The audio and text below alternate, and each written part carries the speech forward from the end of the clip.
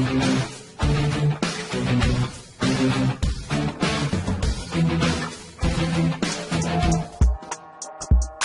Anies kebablasan, malah buktikan Anies boneka partai. Kalian pasti tahu, Presiden Jokowi sering disebut sebagai petugas partai.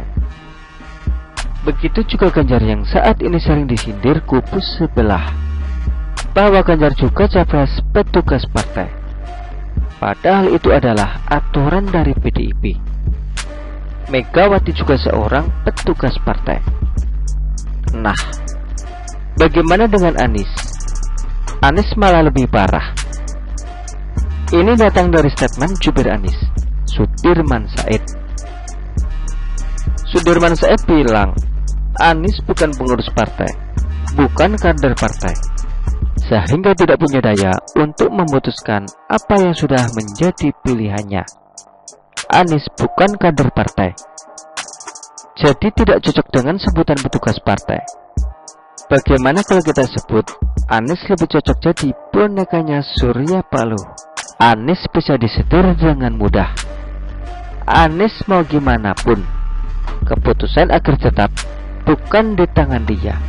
Awalnya bilang Anies dapat mandat memilih cawapres, tapi ujung-ujungnya bisa dianulir. Anies mau A, tapi kalau Nasdem bilang B, maka Anies mau tidak mau harus menurut.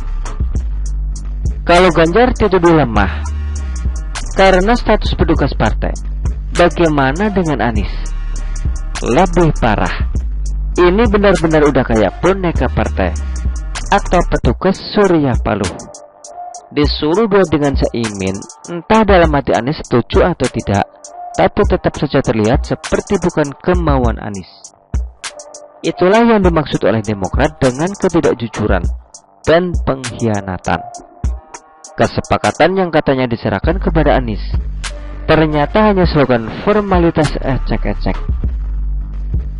Semua diserahkan ke Anies yang menentukan cawapres, tapi cuma sampai di situ saja. Kalau Nasdem kurang sreg atau mau yang lain, kemauan Anies mungkin dianggap tidak pernah ada. Agak geli aja, Anies tidak punya daya tapi kok nyapres. Nanti kalau jadi presiden malah lucu. Presiden tidak berdaya karena maunya begitu, tapi yang di sana maunya yang lain. Ujung-ujungnya dia diatur. Bikin kebijakan harus sesuai dengan kemauan yang diusung. Begitukah? Kacau lah kalau sampai begitu. Pertanyaan pentingnya adalah, seandainya Anies presiden, segala kebijakan di tangan siapa? Itu aja deh renungan buat Anda semua. Ini adalah tanda jelas bahwa tidak memilih Anies adalah tindakan yang sangat tepat untuk menyelamatkan negara ini dari kebobrokan yang lebih luas. Sudirman Said malah bikin bandar dan membuat Anies kelihatan kayak orang yang tidak berdaya. Ibarat capres yang apa-apa harus menunggu persetujuan koalisi. Gimana mau ngomong gagasan dan visi misi kalau belum apa-apa sudah dipaksa hidup dalam bayang-bayang orang lain? Percuma bro, gak punya daya, gak punya partai, gak punya modal, gak punya keberanian, gak punya ide, gak punya prestasi, gak berani hadapi masalah, gak jujur, gak. Modal begini mau jadi presiden.